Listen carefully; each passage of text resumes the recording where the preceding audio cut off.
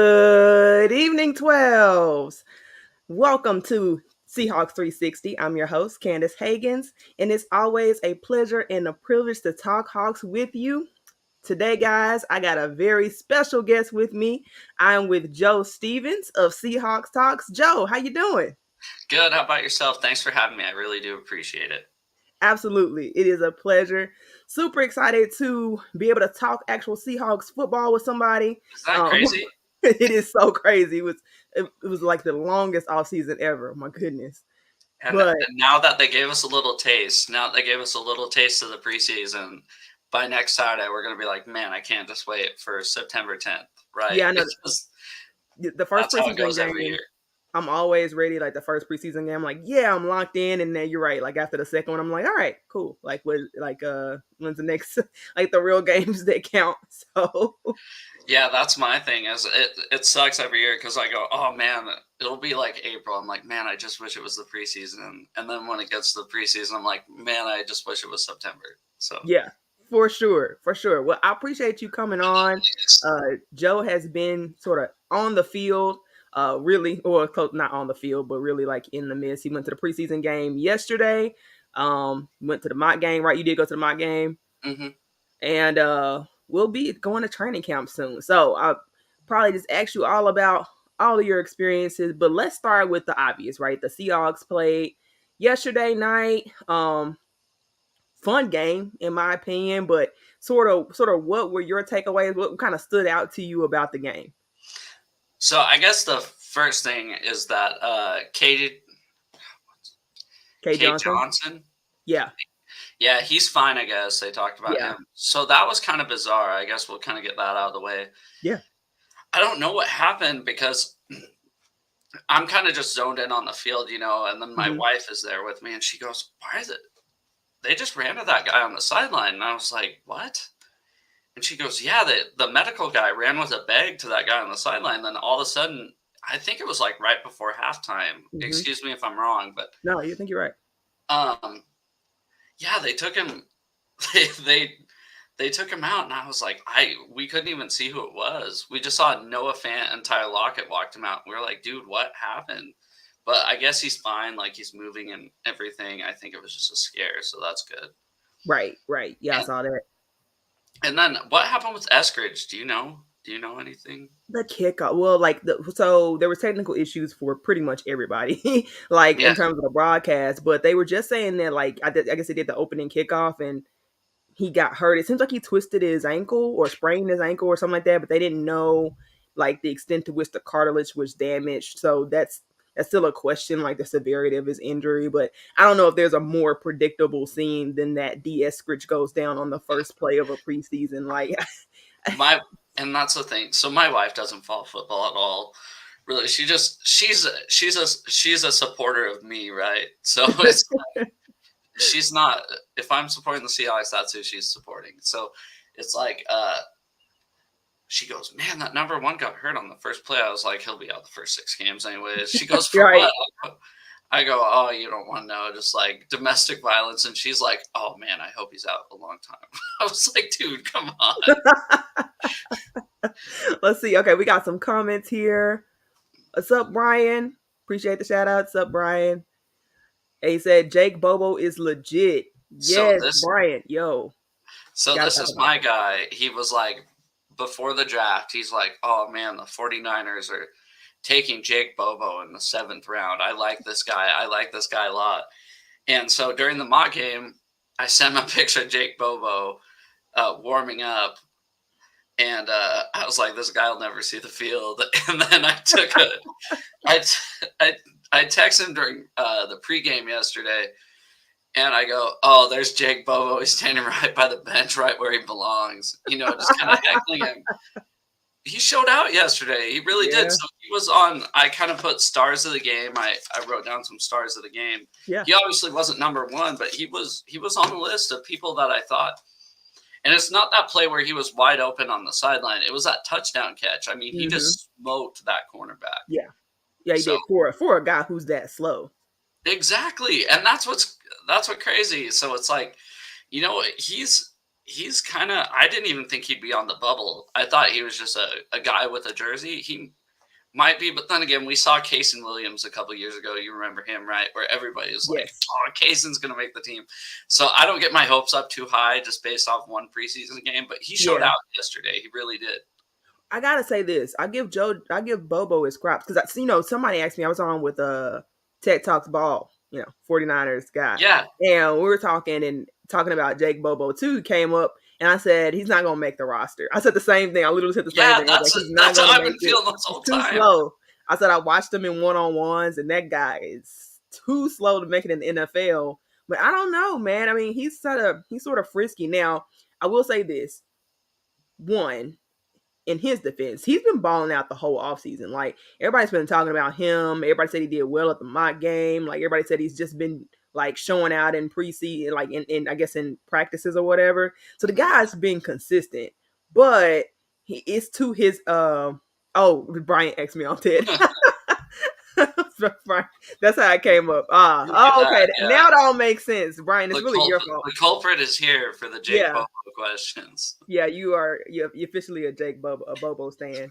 Um that's funny. But so he's helped by the fact that, right, like the Eskridge suspension, like you mentioned, Mm-hmm. he's automatically going to be out for 6 weeks. And then Kate Johnson's now injured. I think Cody Thompson got injured right before the Tariq Young's out game. too. Yeah, Derek Young is out with maybe a sports hernia. That's kind of weird. I heard about that. I didn't hear about that until today, to be completely honest with you. And they're saying he might have surgery, he might not. But yeah, things are kind of looking up for Bobo. And Yeah. I want to give a shout out to the ugliest touchdown pass I've ever seen in my life. Tim Tebow dropped back and just threw the ugliest. What's that guy's name? Matt Landers. Holton. Oh no, the quarterback. Yeah, Holton. Yeah. Yeah. Oh my God. He just said, "If it, somebody's out there," and like threw it up. I can just. I when I saw the ball thrown, I just knew it was going to be an interception. Like, I was like, "Oh, here we go." And somehow Matt Landers got that and got into the end zone. What? And it was a weird type of run too, right? Because these are guys that, like, let's be honest, they're more athletic than me and you. Right. But they're probably not going to make the team. So he's out there running in like slow motion and like I'm pretty sure he stiff armed a guy at one point. And it was the weirdest looking stiff arm that I'll put down as one of the like just ugliest good plays I've ever seen in my life. The stiff arm was great. The stiff arm was like my favorite. It's like he wanted to be like Derrick Henry, but like it didn't quite come across like a Derrick Henry. I don't think he ever like fully extended his arm. I think that's why it looked so weird. He was just kind of like 58. So that's Derek Hall, right? Yeah, it is Derek Hall. So he's on my list of stars too. He got called for that. He was the one with roughing the passer, right? Yeah. I think he just put his weight on him a little too much. I think that's because otherwise it was a fine tackle, but he did kind of like lay on him. So okay, well that can be fixed, right? Stuff like that can be fixed. This is the time for stuff like that to happen. Exactly. I know in the stadium. So Devin Bush defended Jordan Addison that play, and honestly, move for move, he was with Jordan Addison, and you were like, no way. So I looked at my wife before the play. I go, they're going to number 3. Because I saw they were lined up man-to-man, and they had Devin Bush on Jordan Addison. I go, okay, they're going to number 3. And Devin Bush made a great play, and then they threw the flag. And obviously nobody was really looking at the quarterback anymore in the stadium, right? So they go roughing the passer, and we go, he wasn't the passer. Like, everybody was like, what did they throw the flag for? But I didn't really get to see it. So he did land on Nick Mullins then. Yeah, like, it depends on who, like, I see why they called it, but plenty of people would look at that and be like, it's crap. You know what I mean? Like, it really is a matter of like, he just kind of wrapped him up completely and laid on him. Whereas a lot of pass rushers get used to, right, just kind of not putting their full weight or like laying halfway and rolling off quick. So ticky-tacky stuff, but he was consistently disruptive. Like, his stat line doesn't really show the impact that he had on that field. No, he was getting pressures left and right. And I also want to talk let's cut to the chase. Who was your player of the game? My play. Oh, okay. My player of the game? Shoot, I don't know. Okay, I'll go offense and defense. I'll go Boye for me. I was really impressed with Boye. Boye was kind of a wrecking ball machine. Now Kobe Bryant, I'm sure we'll get to that. Kobe Bryant had Yeah. a monster hit, but in terms of consistently, especially when the run fit started getting better, it's really Boye who was really kind of getting So after it. Yeah, that was my number one guy on the list too. Was yeah, Boye. He had that one missed tackle on the mhm, running back in the flat, and right. like that can be cleaned up. He looked like he. I'll admit he looked like a cornerback on that play, trying to tackle the running back. Like he just dove for his legs, and it's like, dude, what are you doing? You're a defensive end / outside linebacker. You need to body that guy up. But there was another play where it was like a sweep to the outside or a toss. I don't remember, but that was just perfect run defense. Yeah, Looked like Michael Bennett against run yeah. defense. I mean, it looked awesome. And then Mike Morris looked really good. Mike Morris did look good. Now he didn't. I don't know if he didn't play as many snaps. He didn't I don't flash think as much on screen as Boye, but of course Boye is a second year player, so I guess that's what you'd expect. But I don't know and if they didn't play Morris a ton.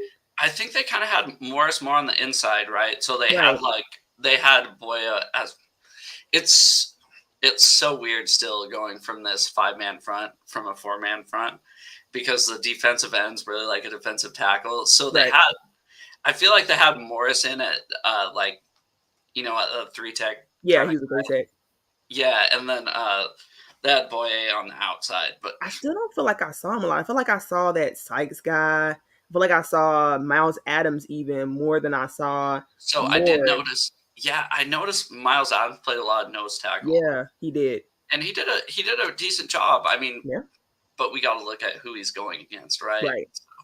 I'm Right. taking everything from this game with a grain of salt because I As we know, should.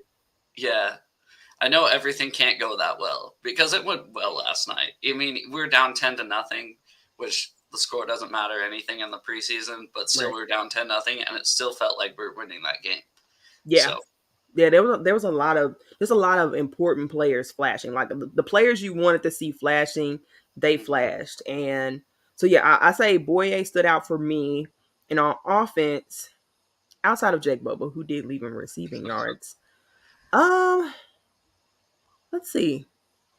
I might just have to go with him. Now I will let me say this. JSN had a really small role.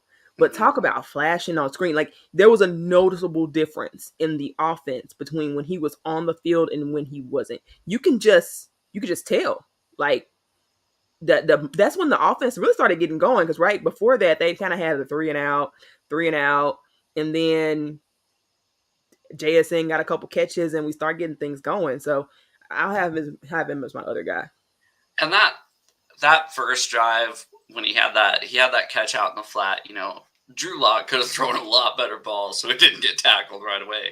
I mean, he was reaching down at his feet to catch that ball, and then the defender kind of went up high. But I think if that ball's placed differently, I think that could have went for a good 5-6 yards instead of 1. So. And how Yep. about that one-handed catch Jason almost made? Almost, if he would have done that, he would have broke the entire internet. That was a great. Really, it was kind of ballsy for Drew Lock to even throw that because it was really right behind. Was it the linebacker? It was a bad throw. Yeah, it wasn't the best decision. It was, but the fact I really think JSN kind of saved him on that one. Yeah, exactly. He was playing good defense for himself. He was, and so I love seeing him. But it's really weird. But to me, the defense was just the story. And I don't know, maybe it's because there's more second year players or I mean I was thinking the same thing too when I was kind of writing down my stars of the game and my thoughts, and it was like I had to try to put some offensive guys in there because it didn't seem it just for one, there was like no real key players other than Jackson yeah, Smith and Jigba playing. yeah, I think Ethan Brown or Evan Brown, yeah. what is it? Evan, Evan Brown. Evan Brown, excuse me.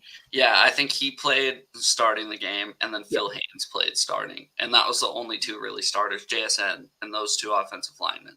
So Parkinson played a little bit. he made a good catch, but he's not a starter. I mean, he's still the third string tight end. So Yeah. No, he did play a lot because we did a lot of variety of different sets with the tight end, so he got pretty good run as a starter. But I agree with you. But I wanted him to get those reps because I'm kind of curious if he's going to be able to step up to be more than that. Like can we see an improvement for him in a way that allows for him to take on a bigger role? Anything that lets us know he could handle a bigger role. I didn't get that yesterday, but it's what now, I would hope to see from him. I don't know, at some point this year, I guess. yeah, I don't know. I But we thought, don't have any tight ends signed at all next year. Like, is that what's right? that? We don't have any tight ends signed at all through next year. Is it just Disley, maybe? No, I I know. think Disley was a 2-year contract, so I think this year would be his last. Okay. So I yeah, could it be really wrong, is. I but think you're right.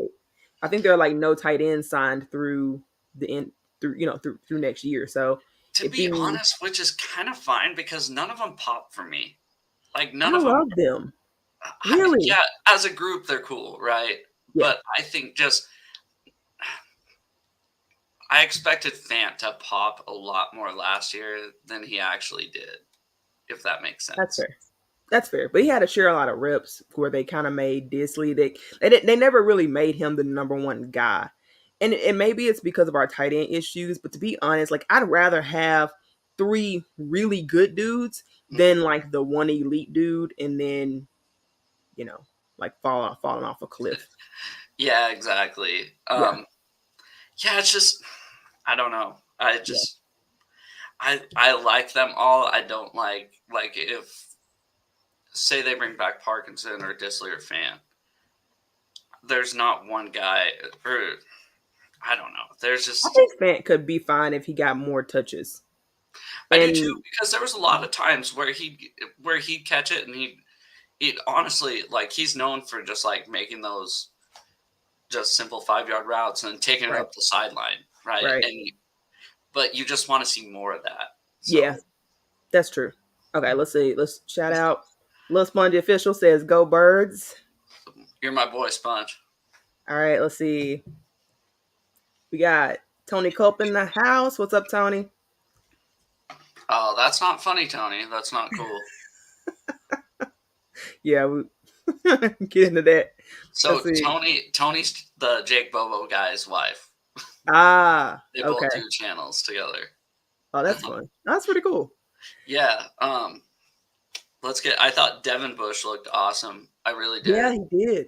Yeah, a little slow in coverage. There was one particular play that stood out to me, but they were struggling kind of with coverage on that drive anyway. There were these wide open, super soft zones. So I just noticed how long it took him to get to the bed. That's still my concern with the linebacker room. Like it's one of my bigger concerns because not because I don't think Bobby will be good or that Devin Bush won't be good. It's just that that's so exposable. Like it doesn't take much to expose having a room of linebackers that can't cover. And if Jordan Brooks comes back, literally nothing changes. Like no one can cover. Yeah, I don't exactly. know. That part scares me. But he did have a strong showing in the preseason. Yeah, I thought so for sure. And then I think he even played special teams coverage. I remember him having one really good tackle on special teams. I couldn't tell you exactly where it was or exactly what play it was, but it was great. And then I thought Kobe Bryant and Trey Brown really did good. Now Trey Brown had a touchdown allowed on him. Even that touchdown they had on him, I think it was still good coverage. I mean, Yeah, it wasn't a play where you were like, "What is this guy doing?" That's what's so hard about this game is you want to kind of dig into a guy, right? You kind of want to right. go, "This guy needs to work on this," but there wasn't a lot of that. There was not No. a lot of that this game. No, So Trey Brown was just small. You really just saw that he just didn't have the size to match up with that guy. It was a mismatch, and so that's why they took advantage of it on the opposing offense. But I mean, the guy did everything he was supposed to do. Yeah, you want them to get better with tackles, but you kind of understand it's early, and they don't really tackle in those practices like that, especially to the ground. So yeah, I got it. I pretty much got it. I'm really interested to see what are your thoughts on the cornerback battle. so this is where I was kind of getting into the mock game a little bit. So they had Kobe Bryant basically exclusively playing safety in that preseason game, and he looked really good. I thought. Yeah, Joe is mid. You Yeah, both have I saw that. Yeah. Well, first Tony said we both have a great show. Thanks, Tony. And then Steve said that Joe is mid. yeah, Okay. it's true. The faithful are here. They are in the chat. They are in the comments, alive and well for sure. Thanks, guys, for supporting. Yeah, thank you guys. Um, basically, yeah, they had Kobe Bryant playing exclusively safety during that Right. preseason game. So during the mock game, it was like him and Witherspoon were rotating in and out in nickel. And I got to be honest, I hope, fingers crossed, that Witherspoon can step it up because he did his job, but being fifth overall pick, you want this guy to step up and like be the star of the show, right? Like Yeah. Jackson Smith and Jigba during that mock game, he ran over a dude. He caught a ball right in the middle of the field and ran over like two defenders to get in the end zone. And I was like, that's our freaking guy. Yeah. And Witherspoon broke up a couple of passes, right? Um, it just wasn't. I'm just nervous. What are your thoughts on Witherspoon? Because I'm a little nervous about him. Yeah. By the way, I just want to highlight this. Bryant, thanks. Hit that like button, everybody. If you're listening, like, make sure you subscribe. Either one of us. Appreciate that. But so I get everybody's kind of worries and apprehension on Witherspoon. I'm a little bit more go with the flow. Like I do feel like there's going to be ups and downs with this guy. It all just comes down to expectations. And I try to, in general, like as a rule of thumb, I try to always take the whole expectation things with a grain of salt, understanding that, yeah, the higher you're drafted, the more expectations you have, but also understanding that like sometimes that can skew people's perspective on really the player. And I try not to do that, right? Like, so nobody had any expectations of Tariq Woolen. So like, because of that, he had up and down play, but like nobody cared, right? Because he was a fifth pick. And I think that's with any corner, like any rookie corner, you're going to have some ups and downs. I mean, Sauce, even in my opinion, even Sauce had ups and downs. They just didn't call his holding penalties. So, like, I think every rookie is going to have like ups and downs. So, especially at that cornerback position, because it's a hard position, man. But for one, I'm not one of those people that's tripping about him playing nickel. I'm I'm not not. either. I'm really not, because that's an overhyped concern. I feel like really in this day and age in the modern NFL, you need somebody good on these nickel wide receivers guys. Like these slot guys are killing. Justin Jefferson is killing in the slot. Amon St. Brown is killing in the slot. Like give me Witherspoon on him, because Kobe Bryant, quite frankly, God bless his soul, but he really got ate up in a lot of games. I mean, he was able to force some turnovers or whatever, but he allowed a lot of yards because it's hard to guard those guys in the slot. So I'm not tripping on that. And I wish that he wasn't hurt right now. I think that's a little disappointing because I Mhm. think he does need those reps to get a feel for it. But I expect that he's going to show flashes of greatness and he's going to piss people off. That's what's going to happen all year because fifth pick or not, the guy's a rookie. I mean, everybody understands that quarterbacks taken in the 1 and 2 spot are going to have ups and downs. So I don't know why people don't expect that at the number 5 spot. Yeah, I was thinking the same thing. I think the holdout, even though it was 2 days, Yeah, I think it rubbed a lot of people the wrong way. it did. And I don't want to say myself included, but almost kind of myself included. I get it. I was on the side of it doesn't matter that much, but I was also on the side of dude, like get to camp this your first year. It's not like you're negotiating after your rookie contract, right? Right. Like this should be set in stone. I agree. It was a little annoying. I had my limit, right? So I'm like, all right, I get it. Maybe it's his agent is playing hardball, but like if he's not back by the weekend, like come Monday, if he's not back, then I'm gonna be pissed. But he Yeah, ended up coming back, so like I was just like, let me just wait and see, right? Like if he doesn't miss too much time, it's fine. But if he's gonna be that dead set on it, then like I was always on the side of the Seahawks. I don't care when they're gonna give you the money. You're a rookie, you know what I mean? But yeah. And who how knows? often do we cut first round rookies? Like Right. never. We let Exactly. Collier play out his contract. That guy did not deserve to play out his contract. He did not. Like if Fetty, D. Eskridge. Sorry. Somebody second gotta say it. round. But Oh, he yeah, was second round, but yeah, still. yeah, it's like They It's play just those dudes out all 4 years, no matter what round they were drafted in. mhm. Without almost the exception, there are very few exceptions I could think about where they cut any draft pick like Yeah, sooner Malik than they had McDowell to. was the Yeah, one that I could think of, but that was his fault 100%. yeah, So, but that's yeah, good. like Collier, you're just expecting this guy to pick it up, pick it up, pick it up. Nope, nope. And then we're paying that guy a first round salary. Granted, it's not fifth overall salary; it's Right, 29. right, but still, it was a bust. So I'm just trying to stay level with it. Like I think everybody's kind of being hard on the guy, and that's why I'm being a little bit more lenient. Really hate missing this valuable time, and I'm a little concerned that this is like a hamstring injury when that was already a pre-draft concern. But I would rather it be that than like something serious. You know what I mean? Like so, at the same time, like it's better than let me not speculate. It could be worse in terms of injuries, and I'd rather let them play that out, and hopefully he can just get the reps in game. I think either way, again, no offense, all respect to Kobe Bryant, but I think he's going to be better than a far upgrade from Kobe. And I think so too. I mean, obviously, we see something in him that's like, we need to get this guy. And I think Kobe Bryant will have his role on the team, right?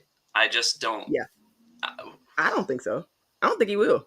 That's his I think people. he might. Yeah, I don't know.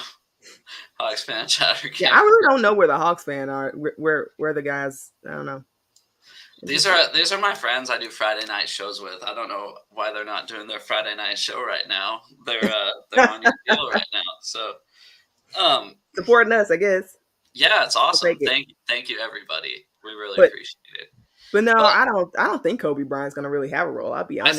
I think he'll play honestly, like defensively, I think he'll play like 20% of snaps.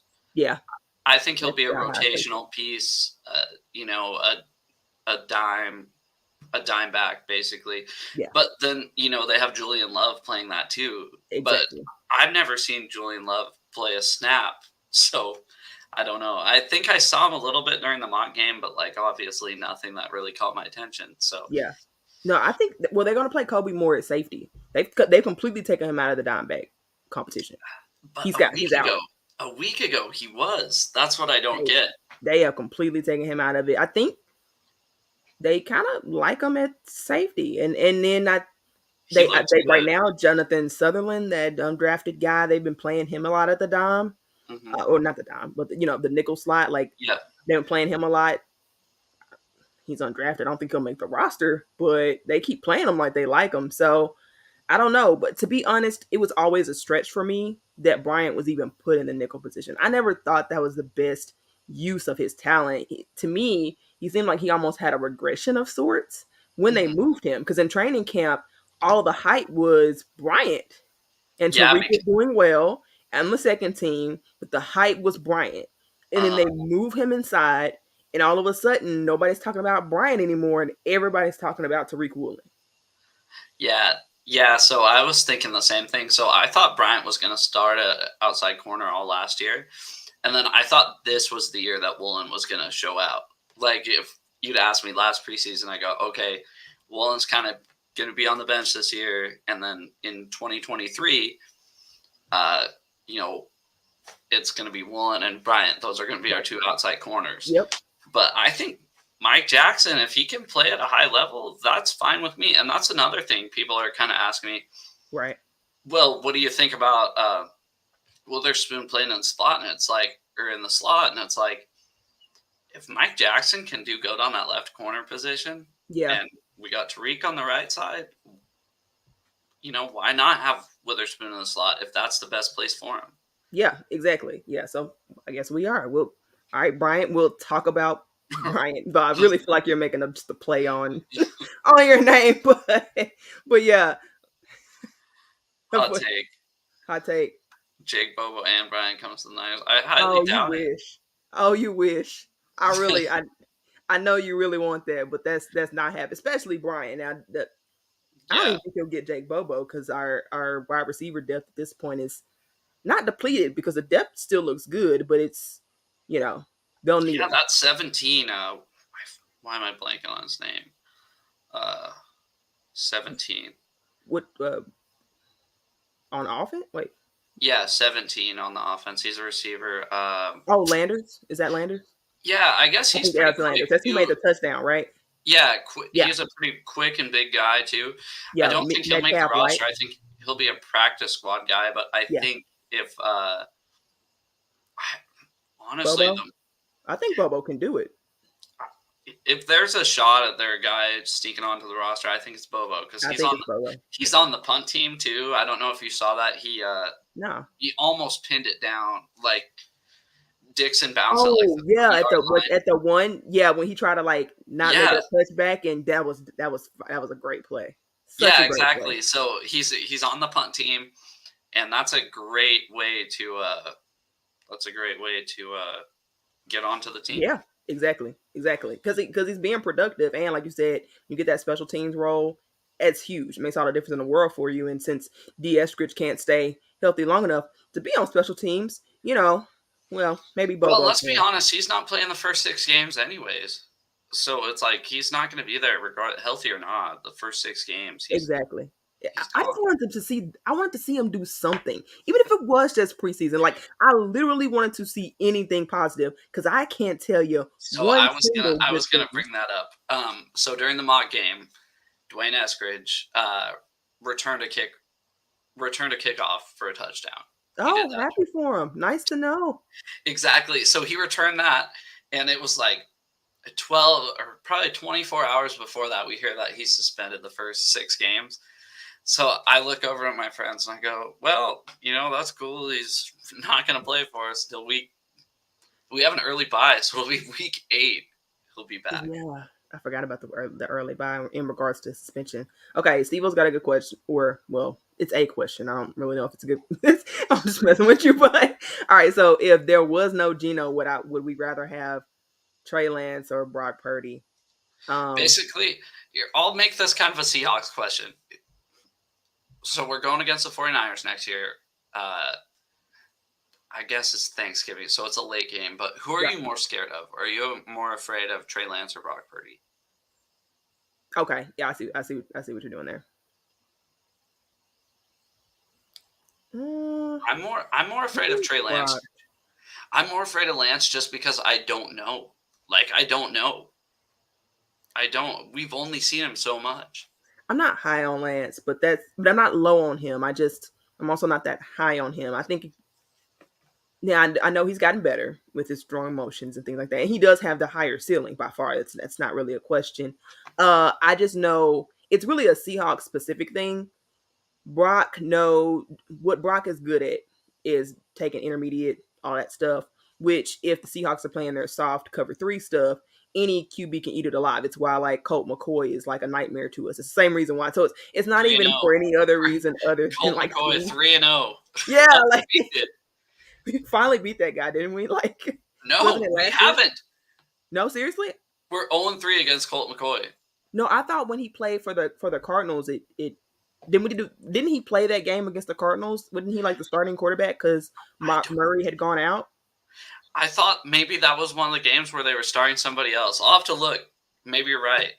I thought we beat him one. I thought we finally got him. I But don't think so. I now still you're don't making think me so. question it. But maybe. Go ahead. Okay, I'll so look it we up. may or may not have beaten Colt McCoy ever, but Go ahead. yeah, I I think don't for think we me, have. it's a scheme specific thing. I think who is the scarier guy in general though is Trey for sure. Like I said, because he's got the higher ceiling and because he really just needs to put it together. Um, yeah, that's what I'll go with. I like your spin on that question. That's great. Even though seriously, I wish like Seahawks fans, like if y'all listening, like please join the conversation. Show yourself. I'll highlight you. Um, but yeah. So let's see. Anybody else on defense that or like who did you name all of your stars for the?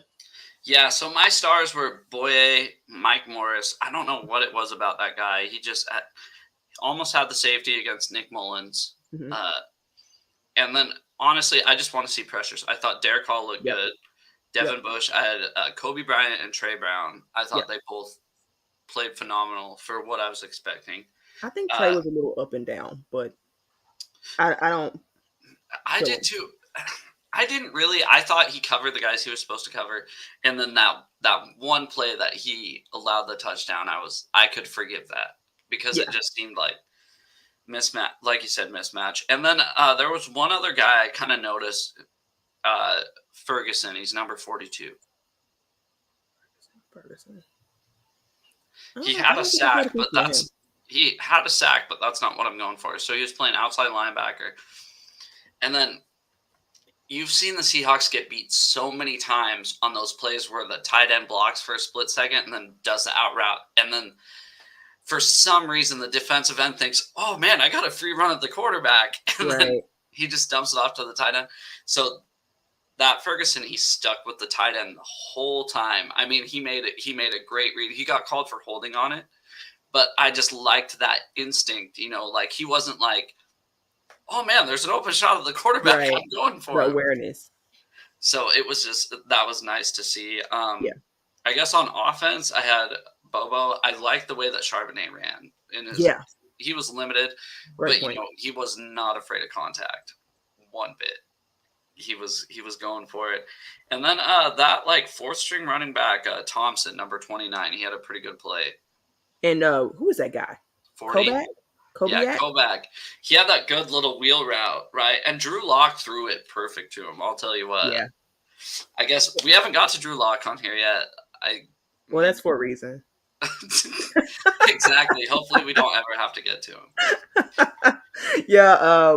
Well, I do want to add, go back to your list with Mike Morris. I just want to say, I think what stood out to me, at least watching it on the TV, is Mhm. his first step quickness. I think that's what makes him flash. Like his first step quickness and his explosiveness out of his stance is just he was always the first one off the ball. I noticed on that line, and it sort of makes him disruptive, even though other people eventually start becoming disruptive after him. It just makes him a factor. And so I think that's sort of my thing with him. He still, you could tell he's like raw in some areas, but that's really all you want to see from the rookie is like, can he flash? Does he have like an elite trait? And I think his size, if they can figure out how to use that guy, I'm excited about his potential future. But yeah, to go back to the offensive guys, shout out to Kovac because I think he was a second leading. He's the second highest receiving yards. Actually, it was It's Bobo and then him. well, it must have been because he had that one wheel route, like I said, and Drew Lock threw that ball perfect too. Like the timing of that pass, where he threw. I mean, he threw it right over the defender's head. He didn't wait a second too long or a second too late. It was Yeah, it was perfect. great. That was good. That was good on him. And I guess that's a good transition to talk about Locke. Why not? Um, why don't you start off With Lock, I mean, with Locke? I hope Gino doesn't get hurt. Knock Yeah, on wood. That's yeah. my I mean, you saw the improvement based on his disaster of a performance last time we saw him. So overall, it was fairly clean. I'll give him that. But again, he's not the guy. I think he can be a really good backup. I don't know if he'll ever take that next step, and if he does, it'd have to be like basically he have to do the Geno route where he like spent years and years and years like undoing habits in the back in the behind the scenes game before he really got a chance to shine again because he still makes some of the same mistakes. You could tell he still has trouble reading defenses. And again, like I said, he did pretty good, but also like the competition, right? Like it just he doesn't watching Drew Lock yesterday reminded me of like just watching any backup quarterback when you know your starter, right? It's like you watch this guy and you're just like, don't screw up too bad, right? As a backup quarterback, I want a guy that you can put into the game and he's not going to lose you that game. He's going to kind of keep the team afloat. right. And that's what I always thought about Geno Smith the last 2 years with Russ. I think the last 2 or 3 years with Russ. I remember we had Huntley one year. But I just want a backup quarterback, Drew Lock, Yeah, Steve-O. it's Drew Lock, Steve-O. I just want a backup quarterback that we can put in and like I don't want to worry about him throwing that dumb interception that he threw. Yeah, That's like my number one thing. yeah. But that used to be Geno's problem is like his decision making. So maybe he can undo it. But personally, I'm not invested in seeing him like do that trajectory with the Seahawks. I was a little pissed they even re-signed him. To be honest, like I I wanted somebody else. I wanted somebody else to back. I wanted a younger guy. I wanted DTR. I didn't want three quarterbacks, right? So by the time the draft came around, I wasn't for them drafting another quarterback. But that was solely because they'd already signed Drew Lock. Had they not signed Drew Lock, I would have wanted DTR or somebody, like anybody, like somebody that's not Drew Lock. Sorry, he did do well, but I would just like the upside of a younger player. Yeah, that's. I think I'm kind of on the same board as you. I don't think Holton Ayers is it either, or Ahers, No, he's not. but Brian, he's. I gotta strongly disagree with you, my guy.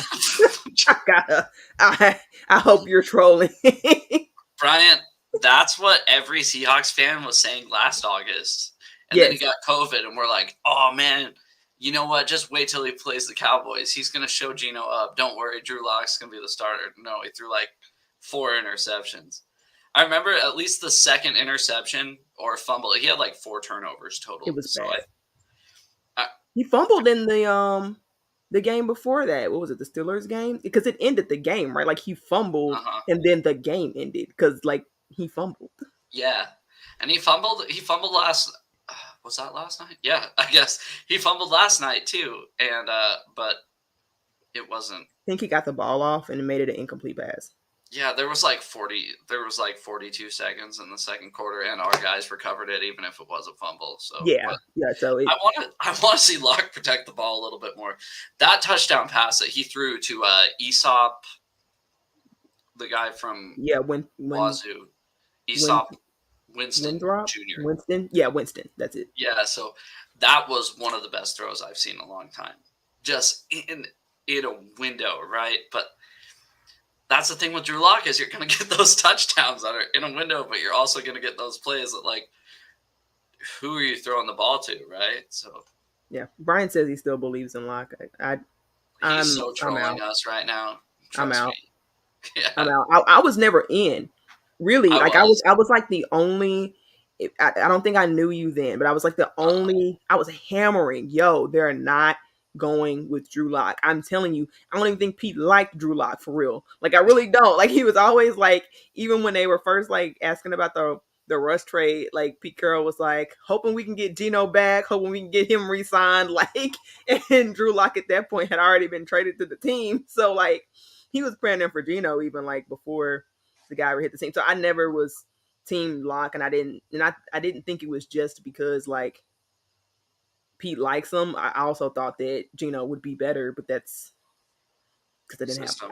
I'm not Yeah. big on. I watched a lot of Broncos. My husband's a Bronco.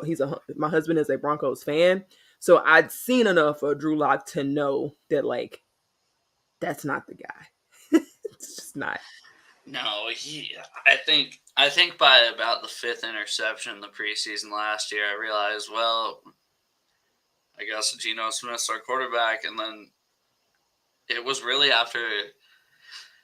I don't want to say it was after the first game because I remember the 49ers game last year, the second week, the offense could get anything going. And I go, well, this is what we're in for all season. And then I want to say it was like either the Saints or the Lions game a couple weeks after that. I was going, you know what? Fuck it. Maybe this guy can play football. I don't know because he seems all right. So I'm so happy. It's nice having Geno back just because he seems like Yeah. a real guy. Yeah, he does. Yeah, He's not a he's a real robot. genuine dude. Yeah, he's real genuine about it. So, which speaking of which, I think like Russ plays in like 15 minutes, so that'll be interesting to see I what have that it looks on. like. Or I'm gonna have it on. I have the Yeah, NFL Network on. Yeah. yeah. So I think Peyton did say he was gonna play Russ Hmm. because I don't know about tonight. I'm hoping he plays tonight. They're playing tonight. I'm Yeah. hoping he throws an interception in the first play. Ah! Actually You're gets active. sacked. I hope he gets sacked and then blames the offensive line. Because he holds onto the ball for like 2 seconds too long.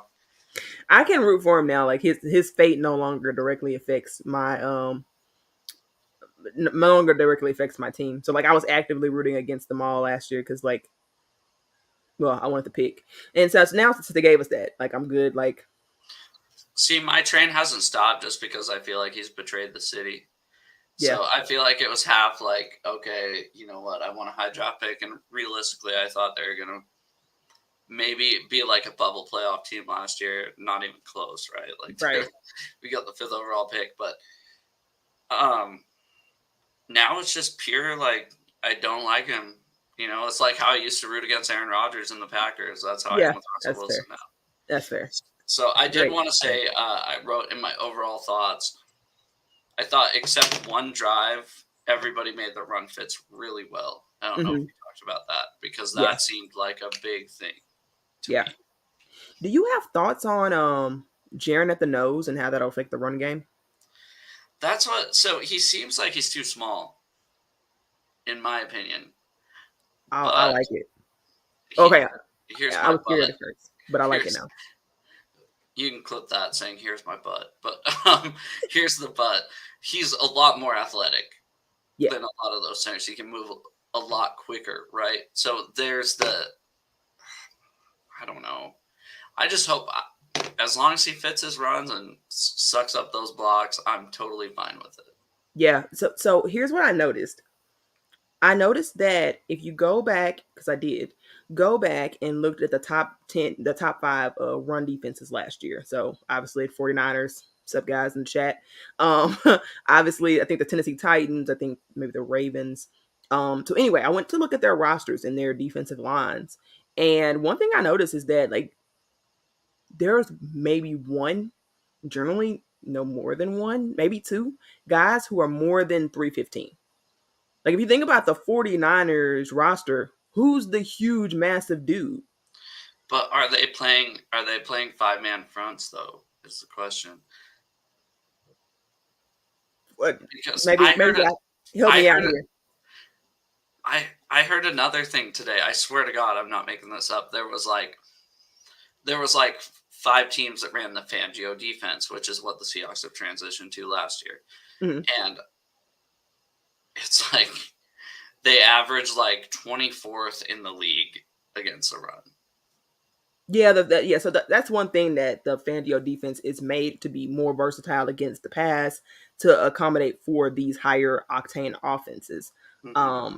Now you're not supposed to be the extreme version of that with Seahawks, where it was so bad against the run that people never pass on you. But the goal is to just be mediocre at the run. But because the run isn't what you're trying to stop anymore, it's not really how you lose games in the modern offense for real. It's really these high octane offenses and how do you contain those that gets you a lot further. So in terms of the strategy, you were always going to give up something in the run. Like the Seahawks were never going to be as dominant in the run game because they were switching the scheme. But you can be more balanced than what they Yes. were. And it had a lot to do with personnel. But I think, but it wasn't just the 49ers, right? It was the Titans, it was the right, like go if you go and look at those rosters, they don't have just these ton. Name me a guy that's like super huge and like just stands there and eats up space. Like that's not really a thing. I just think that in Seahawks, like in the Seahawks franchise, it has been. But if you really look around the league, that's not the case anymore. I just think they were sort of I think the league has moved to smaller, more athletic guys, guys who can be a little bit more versatile, guys who have a quicker first step and don't just stand there and be 340 pounds. Don't get me wrong, they exist, but they aren't don't exist like that in the top five run defenses from last year. Well, exactly, and that's another thing I've said to people is like put Aaron Donald at nose tackle. I guarantee he'll succeed. You know, he's you know what I mean. I guarantee Aaron Donald will succeed Yeah, as a nose tackle. yeah, Maybe not. I'm never talking shit about Aaron Donald because he's dominated us for so right, long. But maybe not today as much, like 5 years ago. But yeah, right. you can. That's why I kind of like these guys, even like what's his name, Jay Reed, and Yeah, then Miles my yeah, Adams. Miles Adams. I kind of like it when they can rotate a little bit because Yeah, Miles Adams he could play a 3 tech. mm-hmm. Same with Jay Reed, but I'd Yep. like him to rotate a little bit because you're right. We don't need that one big guy because Mm-hmm. if you think about it, even say we have that one guy who's 350 pounds and they drop back and pass. Really, what's that guy going to do? Exactly, exactly. That's really the logic they're going with. And I sort of I don't know if you follow Matty F Brown, uh, of the Seahawks Overload podcast, but he's really nerdy and sometimes he speaks over my head, but I'm learning quite a bit listening to some of his stuff. And so he was talking about how like a lot of what the issue was for the run games were the linebackers had really weird reads and they had and so did the safeties in terms of like how the runs were fitted. Like basically they were like in the first preseason game, they couldn't even figure out the logic behind what they were doing. Like it just wasn't sound in principle. And so I think from what I understand, they've gone back to a more Pete Carroll type front seven and like in terms of how they read gaps and run it fit runs. At the back end is more Fangio or Vic Fangio. So I'm curious to see. I think that could work because it seems like people know what they're doing more. Like last year, there were so many people that's like they were like their arms were in the air and they're like, "What happened?" And Yeah. people just seemed more sure. I mean, it's preseason. Obviously, half these guys aren't playing, but people just seemed more reactive, I guess. But yeah, no, and that's another thing. I know you say it's just preseason. I say the same thing, but it seems like remember watching the preseason last year, and it was like offense, defense, special teams, all the way around. It was like, what are these guys doing? Right. Right. Where it comes to this year, at least they're fitting their gaps. Like Right. it seems like everybody knows their role. Exactly. And to the point where I wasn't going to say his name, but I think that was John Radigan out there, number 59. Yes, it was. And I was like, and I hated John Radigan last year. I hate him this year. I hate him this year. You know I'm what? done with John Radigan. He's not going to make the team. I'm telling you Yes, this. he will. No, Yes, he he won't. will. He's not going to make the team. I How think much you he want to will. wager on it? Let's put a wager. I'll bet I you don't 10 want to bucks. wager on it because I'm going to rejoice for joy if he doesn't, but I'm not happy about it. I just think that the depth is so terrible that they're going to either have him or the ghost of BBK on the squad, and both ideas terrify me. It seemed like even John Radigan knew what he was doing last night. And that's where I was going Only in with run that. fits. Only in run fits. Exactly. The guy in coverage was like unrosterable. Like the guy in run fits last year was unrosterable. That's true. So it was like seeing that, and then you know what? As much as BBK is just a special teams guy, right? We saw him yesterday. He was flying around the field, and he had that deal with his leg. He had that deal with his leg. Shake your head, yes. He had You that really deal with said his fly? You really said he flew around the field? That guy Yes. is slow as molasses now. This is the ghost of BBK. He flew around the field. He had a couple he can't cover. No. We'll admit that right now. He cannot cover. But when it came to against the run game and in special teams, he was flying around the field. And it was just nice to see these guys playing with it just seemed like we had more energy than the other team. And I can't tell you when the last time it felt like that was. That's true. There was more aggression. There was more. You could just tell they get it, and I think maybe it's that makes you think that BBK was flying because it really must have been his ghost, like it attached to his back. Like you must have just seen the ghost of him like flying. Maybe that's what you saw because on TV.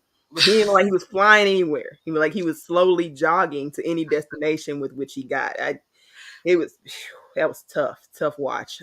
Anyway, yeah. Agree to disagree because I think BBK, he wasn't even in the same number. He was wearing 48, and I thought, man, who is that guy? 48. He made a pretty good tackle on a run play, and I was like, man, who is that guy? He can tackle. It's just the time with which it takes for him to get to the tackle that I think is the. You just saw the ghost. It's fine. I understand. You were there, BBK. BBK's the next KJ Wright. I get no, I don't. But I think that's where this is going a little bit different. So I don't want BBK or John Radigan to make the team, but it was to a point where I feel like these guys feel way more comfortable in the defense. And those guys look confident playing in this defense. And BBK wasn't even here last year. So yeah. You know the guy who really stood out to me from the linebacker perspective though? Like he's kind of underrated watch for me. What's his name? Patrick O'Connell. Is he 57? 57.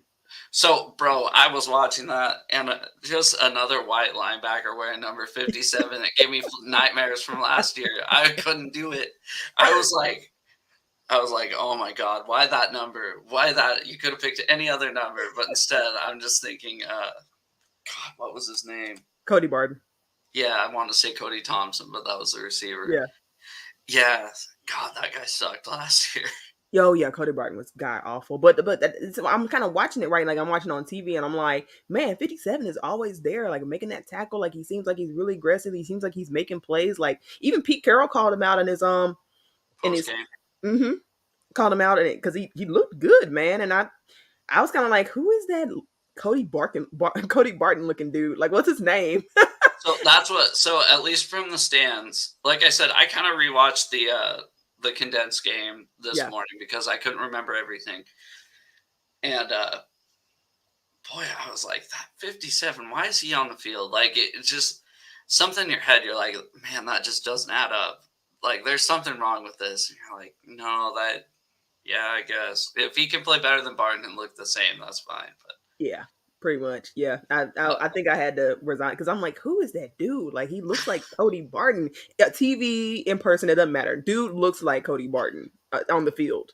The number, the white guy, but he was better. He was better. Like he actually knew what he was doing. Yeah, So he looked like those one of two games where Barton looked like a stud last year. Because there was like, sorry to bring it to last year, but there was like two games like that Denver game I last should year. say the Broncos game, dude, he That lit it up. opening game, I thought, oh my God, Barton flipped a switch, right? Like he's the man. He flipped And that then thing right back off. all downhill from there. And I want to say there was like one other game where I was like, all right, Cody Barton's got something, and then it's like nothing again. I know what you're talking about. It's like mid-season. I think it's like against some random weird team that was like not the Commanders because we didn't play them last year, but it was some team like that. Like I was like, okay, maybe it's the Raiders. I did want to bring up another thing too. I wanted to say that the ability to stop the screen yesterday was amazing because that's what kills us. Yep. Like any team, it doesn't matter who you could have. Freaking Al Woods out there as the halfback, and he'd gain like 10 yards on first down on a screen pass. So the fact that we were, able to get to that screen and fly the ball, and it seemed like it didn't matter what defender was out there. We were stopping the screen, and that's a as a Seahawks fan, you completely understand it. It didn't matter if it was a Legion of Boom, and it didn't matter if it was the 2022 Seahawks. We have not been able to stop the screen ever. Never. Unless your name is KJ Wright. He was the only person ever. Yeah, he was a screen whisperer. He was a screen whisperer for sure. But it seemed like he was the only one forever to stop the screen. So he was. Because that's legit. It was him. So we didn't have the inability to stop the screen and the inability to ever do one. But we did like 2 or 3 actually successful screens. Yeah. I did notice that. Charbonnet had a pretty good one. I want to say maybe it was Charbonnet. Was it? Or was it when that 40 came? Yeah, it was one with Charbonnet, and there was one with, I can't remember the other guy. But Roback. Yeah. They kept saying on the speaker, and I kept thinking they said Tobeck, like our old center from 2005, and I was like, Kobeck. That's what it is. Oh, Kobeck. That's what it is. Because they'd say it over the speaker, and I was like, no way, his last name is Tobeck. Like, that'd just be insane. But no, it wasn't. So that I agree with you there. And another thing that went well, it's underrated aspects of Seahawks defense, but if you watch the Seahawks, you understand what I mean when I say it was so relieving to get off the field on 3rd and 20. Mm-hmm. Because for whatever reason, I feel more comfortable if the Seahawks are 3 and 4 generally than they are at 3rd and 20. Because you can guarantee at 3rd and 20, they're just going to get a first down. It's the weirdest phenomenon, but it can be the longest. It can be 3 and 42. And for whatever reason, the Seahawks are not going to get off the field on 3rd down. It's crazy. Well, that kind of ties into the being able to stop the screen because a lot of teams will just run screens on 3rd down, on 3rd and long. And boy, 20-yard screen. And against the Seahawks, it's might as well run a screen every play, right? So, thank you, Bryant. Smash the like button. Absolutely. Thanks, Bryant. But yeah, I did want to get the mock game. Bobby Wagner played at least like the first half, and Okay. he looked just like Bobby did. Kenny McIntosh looked really good until he got hurt. Yeah, been hearing about him. I'm it's kind of sad about that. I would love to see him in the preseason, so that's unfortunate. Well, I think it was a knee sprain. They were scared it was like something more, if I'm not mistaken, but it is just a knee sprain. Yeah, Um, yeah, I said Witherspoon looks okay, not great, and I said Jackson Smith and Jigba looks like the real deal. He really yeah, does. for sure, for sure. Um, Which but is great. yeah, other than that, I don't really have a whole lot else. Cool. Well, that's great though. I think let's see if we hit the hour mark. Let's see. I wish we could have gotten like at least any Seahawks fan in the chat, but like it's cool. Like We got one. we did. Yeah, I saw it earlier. Nice. Appreciate you. I'll Thank have to. you. Go, come God, through there the was comments to find out. I swear to God, there was somebody. I thought so too, but then nobody like they didn't come back in. So anyway, it's cool. Anyway, I Sijin. think cool. You go ahead. That's their name. Sijin. They were in here. Oh, Saijin. I miss Saijin. Oh, Yeah, Saijin's my guy. Oh man, I missed that. I overlooked you. Shout out to you. Like that's one of my number one supporters. Really appreciate you. Appreciate you hopping in. Appreciate the support. So yeah, Joe, I guess we'll wrap up here. See, we got hearts in the chat. We'll take that. that's the Absolutely. that guy right there that just commented. He's like the fantasy football goat. So, Ah, nice. Okay, sounds like a dope follow. I gotta follow you. All right. um, I guess one question is, what are you doing the rest of the preseason? I guess, what are you looking forward to the most for the coming up? I'm hoping we can see a few more stars. Oh, you know what? Underrated thing we did not talk about. Did you pay Hmm. much attention to the centers? Evan I Brown versus Olu. I didn't notice a huge difference. I noticed that whenever Charbonnet got the ball, there was like no running lane to be found. No, no, So I think that was a lot with Brown. I think Olu pushed Brown some because Brown just couldn't get any push at the line of scrimmage. He was better than Austin Blythe, obviously, because anything is literally better than Austin Blythe was. But like that, it is a concern of mine. I'm a little worried about that. I'm a little worried about the fact that Phil Haynes didn't seem like he looked great. Now, granted, he's supposed to be more at the right guard. They played him at left, but didn't like that what I saw from him. And I'm a little worried. I know everybody's been talking about the D line, but at this point, I'm officially more worried about the interior O line. I think Ulu, I love the flashes I saw from him, but the running game is obviously going to be his downfall. But his size helps him, whereas people can move Brown off the block a little easier because he's a little undersized. And like Olu's not going anywhere, like ever, especially in the passing game. Now in the run, again, he's so young that you can't blame him for not having that, like, in his game already. But I'd like to see Olu go up against better competition because that was a thing too. Like, it's hard to judge yeah. because like Brown was playing against higher level talent. Olu and Bradford seemed like they kind of got the run game going towards the end. But again, like, Was who Bradford? are you? Bradford was number 70, right? Right, Bradford was 70. I wrote down in my notes somewhere today.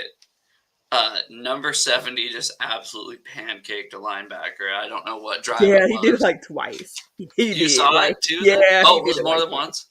Yeah, I think he did it like twice. Because that's one thing he can do. Like no one else can seem to get pushed in the run game, and people were initially kind of confused by that pick because they were like, "Well, he doesn't fit the scheme," and I'm like, somebody's got to be able to push at the line of scrimmage, dude. Like someone has to be able to get the running game, other than I guess Jake Curhan. And I think he's gonna be that. I think he's gonna be that guy. He's still raw though, so you Oh, know. also, shout out Jake Curhan's parents and sisters. They were very nice yesterday. I Oh, met them at the game. So, nice. yeah, That's really cool. shout out to them. That's really cool. Yeah. So let's see. I did forget to bring up the center battle. Let's see. You got anything else? Not really. I'm just kind of over the preseason already. I think I'm just ready for the roster to be cut down to 53 and us just to go for it. Who Oh, do you we know got what? week one? The Lambs, right? Yeah, we got the Lambs. So Yeah, for sure. That'll be fun. Yeah. But I forgot the rest of your question, like about like preseason. Hopefully we can get some healthier running backs in here and see like somebody else. That'd be good to see. Again, want to see a little bit more starter reps. So really want to see that O line get a few reps together, like the full O line, so I can So get a feel for the run you game. you heard the report with Kenneth Walker, right? Like he can run in a straight line now. He Yeah, just is cutting. right. So did you take this the same way as I did? I took it as he'll probably be back for week 1. I think he will. I think if he sits out anything, and maybe they may sit him out week one, maybe just to be like super precautious. But I don't expect him to miss a ton of time.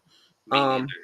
a lot of people are kind of freaking out about his situation, and I'm just like, guys, running backs get hurt. Like this kind of stuff I can deal with. You know what I'm saying? Like hamstrings, that kind of thing. Like I just like running backs get bruised up, and that's kind of to be expected. You just want it to be something that they can come back from in 3 to 4 weeks. Like that's what you hope for.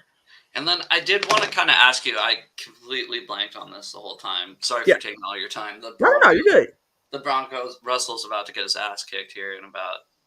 Well, the Cardinals are on offense right now, Oh, okay. but I did want to ask you, what are your thoughts about maybe signing another running back off the street? Not quite like a big name like Dalvin Cook or Kareem Hunt, Yeah. but we do have $10 million in cap space. So do you think there's anybody that we could look at?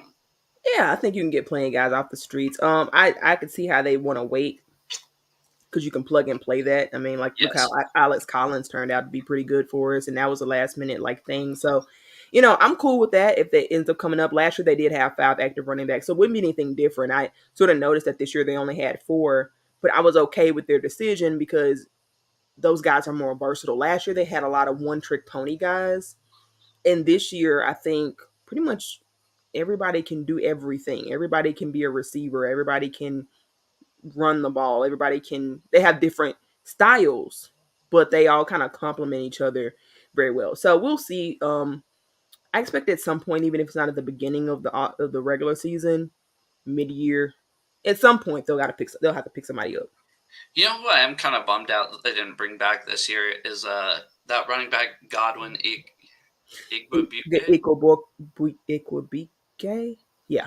He was a great kick returner last year. I don't know why they didn't bring him back because for that alone, I mean, I just thought he had a he had a knack of finding holes in kick returns that I And he liked. wasn't that bad when they played him at the running back spot compared to like Tony Jones Jr. He wasn't I that bad. I was blanking on his name. I just saw 32 in my head, and I was like, God, who was that? Speaking of Yeah. 32, Jarek Reed looked really good last night. Yes, he did. So Yes, he did. Yeah. So a lot of like overall, it's a lot to be excited about. I know we got some worry words in Seahawks Twitter, some guys wringing their hands over things, but I think the team's in a pretty good spot. There are some things to be concerned about, but you just kind of got to play those things out. I think the run game and the defense, the run defense, will be way better than people are thinking. I think the offensive line will be worse than people are thinking, and I think that the wide receivers talent is going to shine no matter really what happens. That seems to be pretty. I mean, we're pretty deep there at this yeah, point. for real. Well, sorry for taking all your time. No, no, I'm no, sorry you're good, we're man. 10 You're minutes good. over. Anytime we're talking ball, I'm always content. So why don't you just tell people where they can find you, and if you got anything going, feel free to plug it in there. Plug that bitch in. I knew where you were going. So I'm Joe Stevens at Seahawk Talk. You can find me on YouTube at Seahawk Talk. And right now I'm about to hop in our Friday night call-in show at No Border Sports with a bunch of 49ers people. So if you want to come in and kind of talk shit like they did to us, go ahead and find them. What do you got going on the rest of the week or weekend, I guess? Yeah, we'll see. Well, I think I'll probably wait to the next preseason game to do a reaction. At some point, I'm going to do a Parson Pete series. I've just kind of been waiting on the right press conference. I have to do it when, like, I take up cuts of what he's saying and, like, try to interpret it. But it's been kind of straightforward lately, so I haven't really found, like, a press conference that I thought really needed translating. So, I don't know. We'll see. But looking for the right time to do that. But just going to continue to cover the preseason. And, I guess, like, I'm not going to actively root for Russell Wilson's downfall. But obviously, I'm I sure will. that'll be a topic in my next podcast, just because why not? I will. Let's ride, dude. Well, Joe, I really appreciate you coming on, man. It's always a blast to have you. Hopefully, everybody can make sure to follow Joe on Twitter. You can follow the show at Ethos Seahawks. Be sure, we try to do polls, analysis, all that. So make sure to follow us. If you listen on YouTube, make sure to like and subscribe. We appreciate all of you guys. Appreciate everybody in the comments. 49ers fans were the faithful were in full effect. They were faithful. Appreciate you guys. And as always, I'm out. That's it. That's all I got. And as always, go Hawks. Go Hawks.